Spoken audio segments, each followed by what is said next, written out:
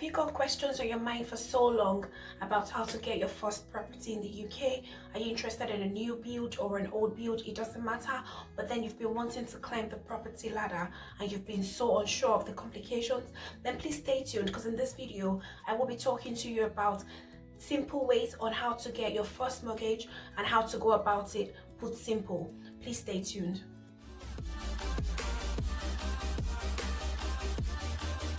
Firstly, I'd like to introduce myself. My name is Olubukola Akimolayo-Godele. I'm an international nurse resident in the UK. I work in the northeast of England. I'm a deputy sister in one of the reputable hospitals. And today I want to talk to you about getting your first house. Now, for a start, are you a new subscriber? Please remember to subscribe to my channel. My channel promises to be educative. And for my old subscribers, thank you so much for coming back. So firstly, I want to ask you this question. Are you really interested in buying your first house? If you are, then the first step starts now. It is high time you stopped procrastinating, only because it is not as hard as you think. So let's get into it without wasting any much of our time. So firstly, you need to ask yourself, what do you want? What kind of house do you want? And in considering the kind of house you want to consider things like your family size. So how big is your family? Is it just you? Is it you and your partner? Is it you and 2 children or 4 children or 6 children?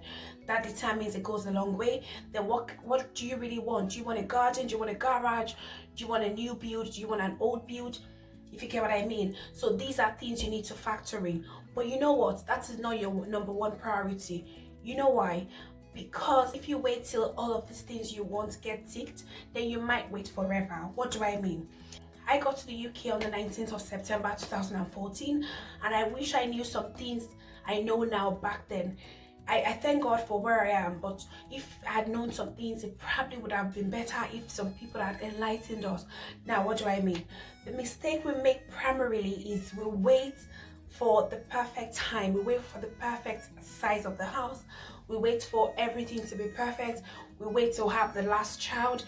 We wait to, the hardest things we want to tick before some things.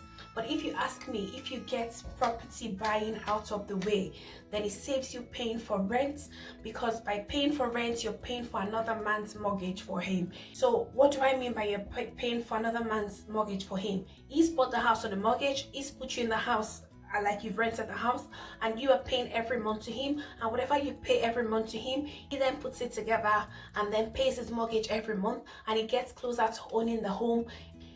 Every month you pay your rent to him. So why not just think of the money you're paying? Is it £500? Is it £700 you're paying? And just put it together towards buying your own property. So let's get into it. So first, before you think of anything, I'm sure you've been hearing of credit score, credit check, credibility, and all of that. It is highly important. You've been hearing it, you won't stop hearing it. Now, from back home, as an example, Nigeria, where I've come from, if you buy things cash and carry, you're a big person, you have money, blah, blah, blah.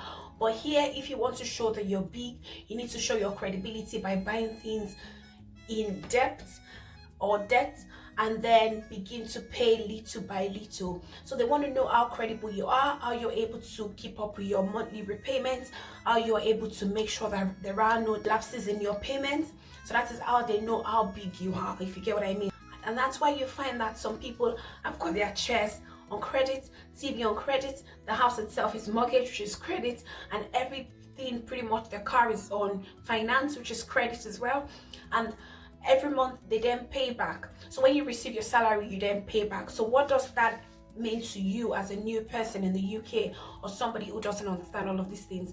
So when you pay back every month, they will, by direct debit or whatever method you choose to pay back, then they want to make sure you don't miss any payments. And by so doing, your file is being built. So that is all about credit file. And something I want to say is, once you get to the UK, or once you're done watching this video, please click on your Google, search on your Google, electoral voting poll near me, or something around electoral voting poll, and get yourself registered ASAP. What do I mean? No matter how long you've stayed in the UK, no matter how long you've been buying things on debt, that's buy now, pay later, if you're not registered to the electoral voting commission, you're not recognized. They don't know your name. Banks can't trace you. properly, if you get what I mean. So ensure you do that. It is highly essential. I haven't talked about credit score. I will leave a link in the description box to a friend's video on credit checks and credit score and how to build your credit score. Hopefully you find it useful. If you've got any other questions, please let her know. You could let her know in the description box or come to my description box and let me know. That then drives me to my next question of how long do I have to stay in the UK before I can begin my mortgage application? Because your credit score building doesn't occur overnight, you have to build it over time, 6 months, 1 year, a year and a half, 2 years, depending on how well you're doing. Then that would invariably determine how long you've got before you can begin your mortgage process. Only because before any bank, which you call lender, before any lender can borrow you any money towards your mortgage, they want to see that you've got a credit history. You've been buying things on credit and you've been paying them back. You've not been missing payments and all of those good stuff. You can now see that that pretty much depends on how long you've been here, because how long you've been here depends on how many things you bought and how many repayments you made, if you get what I mean, invariably. So if at any point in time at this junction you don't understand anything I've said so far, please go to my comment section and drop your questions there. So let's say you've been in the UK and your credit score is fine, you understand everything around credit check, and you then want to go to the next stage. First thing you want to do is you want to speak to a mortgage advisor or a mortgage broker, as they call them as well. So what you can do is you search on Google mortgage advisor near me. So there will be offices close to you where we have mortgage advisors offices. Then you book an appointment with one of them and then you go speak to them. So they will tell you, they will run a check on you to see how good your credit report is. They will take information around how much you earn per month, your direct debits, that's how much goes out of your account, your expenditures and all of those good stuff. So after that, they will then tell you, depending on what your payslip is like, how much you can borrow averagely from a bank, because they've been doing it. They've got a database to check. They will tell you how much you can borrow from a bank. So say for a nurse, a band 5 nurse as an example, I know because I'm a nurse. When I first did my first check, I was a band 5 nurse. They told me my payslip could earn me singularly, not with my husband. Say my payslip could earn me a house worth £119,000, if I can still remember. What does that tell me? That is my worth. That is my credit worth at that point in time, or that was my credit worth at that point in time. So moving forward, let's say everything is fine. You want to buy with your husband, or you want to buy on your own. You've decided, you've made those decisions with the mortgage advisor or with your husband. Then you have to move on to the next thing, and the next thing is searching for homes. So because they've told you how much you can borrow, or how much a bank can borrow you, a lender can borrow you based on how much you earn, how much you and your husband earn, or whoever it is you're partnering up with can buy, then you need to begin your search. So you can search on websites like rightmove.co.uk, Zoopla, or you can check on private builders. Like we've got Bellway Homes, we've got Taylor Wimpey, we've got David Wilson, we've got Barrett Homes, we've got Persimmon, we've got the list goes on. So you can search about them and then begin to search for your kind of home. Now, it is not as if you will insert the amounts you can buy, if you get what I mean. No, you insert the number of beds you want. So if say you inserted 3-bedroom house, say you live in Coventry as an example, and it brings the house of £250,000 for a 3-bedroom house, then you then ask yourself, have they told me my payslip is worth £250,000? That'll be your first question, but don't let that push you away. Still keep searching anyway. Then you want to begin to put the things you want. Remember, I mentioned the things you want. You then begin to factor them in. Do I want to store upstairs? Do I want to store downstairs? How many toilets do I want? Blah, blah, blah, blah. But sometimes don't let your wants push you away from moving forward. Your first house, your first property doesn't have to be your dream house. It doesn't have to be perfect, but make it comfortable. That is the point. Just make sure it is comfortable. Get on the property ladder, and then once you're on the property ladder, you can then move on from there. Come 5 years, come 10 years, you don't know what can happen. Come 2 years, you could win a jackpot and you could get the house, remortgaged, and things can change around for you. But don't wait till everything is perfect. Get into a house that is yours today. Once you found a house online, you then want to go view it. If it is a new build, you want to go, view the property, view the environment. Is it close to a school where your children can attend? That things you want to factor in. Is it close to the hospital where you work, as an example? Is it close to the office where you work? Is it conducive? You Google things around. What's the security like? So say if you live in Birmingham and you want to move to Coventry, as an example, you then begin to Google things around. How secure is so street in Coventry, or how secure is Coventry itself? Security checks and all of that. How good is it for family upbringing and all of that? So you then begin to Google things like that, and it is entirely up to you what you decide around that. You get what I mean? So you've arranged a viewing, you cannot reserve the house yet, because you need to make sure that you found a lender who can borrow you the amount of the house. Now, if, say for example, the house is £250,000, you don't have to have the whole £250,000. There are 2 ways to go about it. Actually, there are 3 ways to go about it. Number one is, if you have the old £250,000 to pay, you then pay it off and that's it. Some people do, but if you don't, number 2 option is if you want to buy an old build. So with an old build is just a building where somebody has lived before and they want to move on, then they want to sell it to someone else.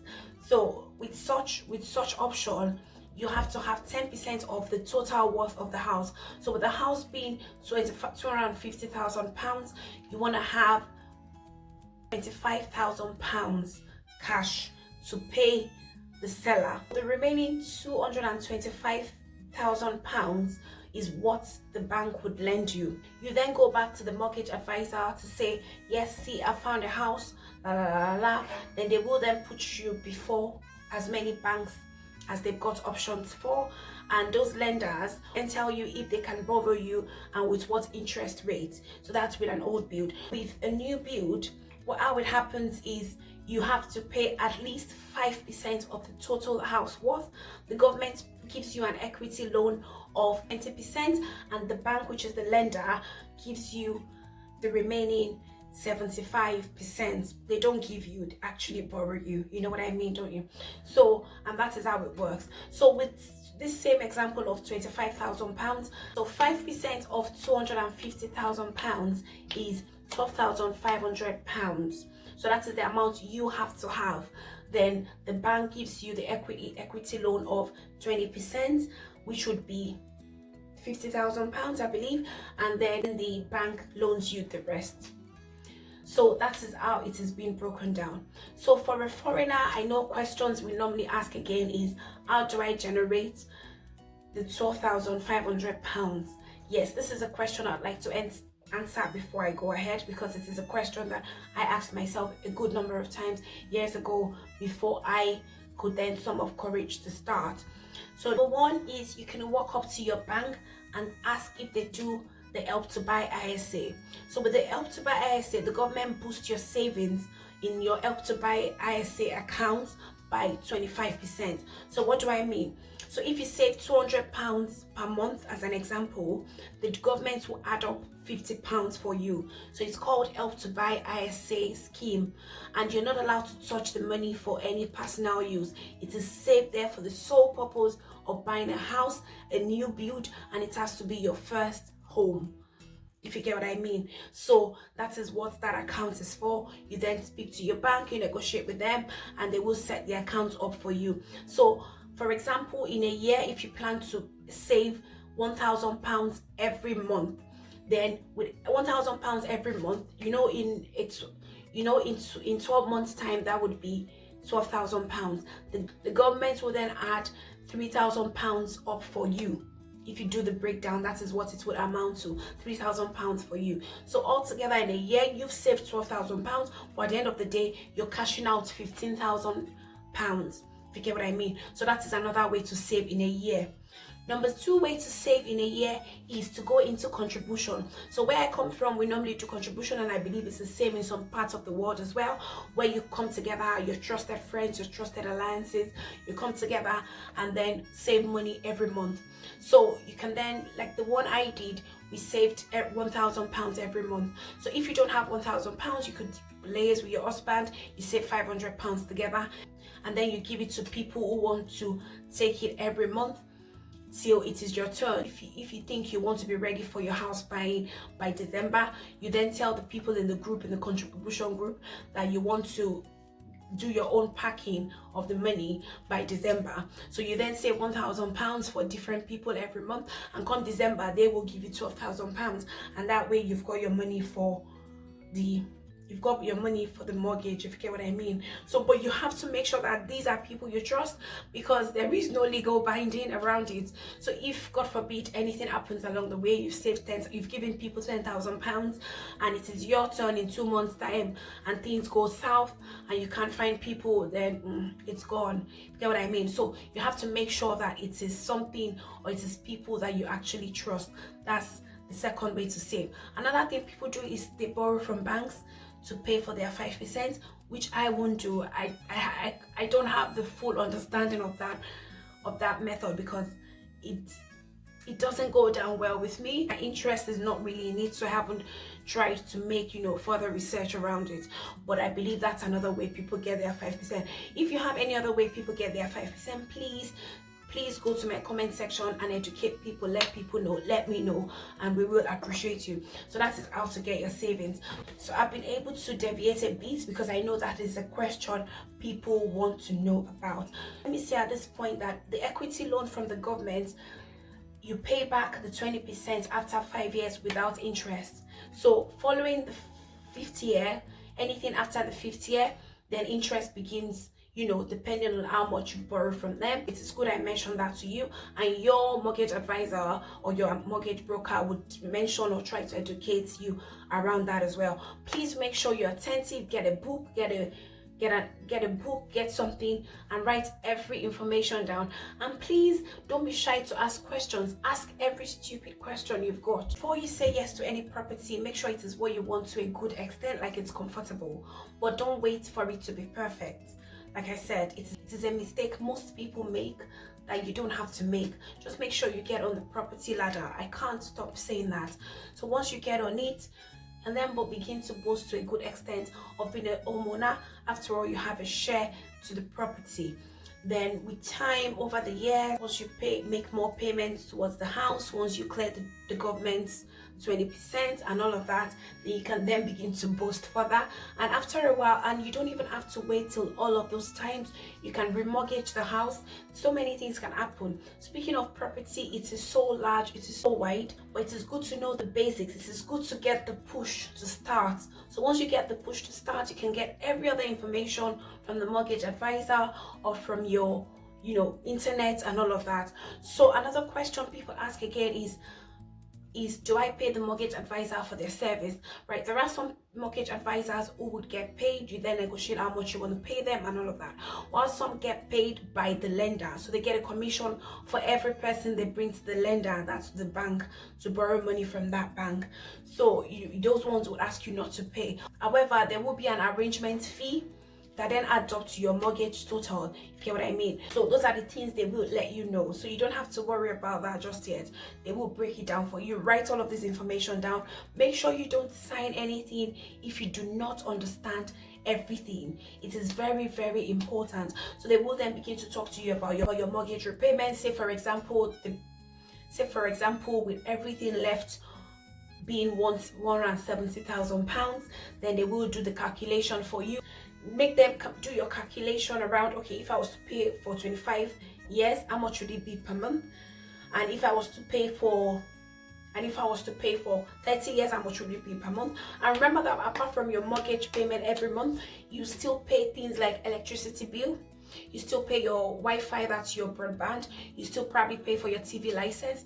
You pay for your council tax, water, gas, electricity. So you still have other things to pay for apart from the home itself. You still probably got your phone bill, your own personal phone bill, and other things to sort out. So can you afford it? So you have to ask yourself, you have to make sure you're indeed fine, and you do still do your home insurance and all of those good stuff. So it goes on and on and on. But what am I trying to say in this video is, please make sure you start, and please make sure you start now. So this video is not to tell you everything like the valuation of property, conveyancing, and all of those big stuffs which you won't probably put to prospect just yet because you haven't even started just yet. But this video is just to let you know that you can do it. It is not hard. It is not that hard. But please, if you've got any questions, like I always say, ask people, ask Google. If Google is not giving you that subjective answer that you want to hear as a human being, or that you want to hear as an international person or a foreigner residing in the UK, then please ask people. Come ask me. I can put my email in the comment section. That way you can email me privately, and let's get on the property ladder together, because we all know what it's like, you know, doing all of those work and you can't then boast of something great after so many years. You know, you don't really want that, and you don't want to keep paying for another man's mortgage, like I always say. Now we try to make things private as much as possible, but you should have some trusted friends and acquaintances, or well, maybe a legal person or somebody mature that you can then talk to. But please start the process today. I really hope you've enjoyed this video. Please, if you do, give it a thumbs up, and remember to share this video to somebody that needs it, and meet me in the comment section. And please subscribe to my channel. Thank you guys. Bye.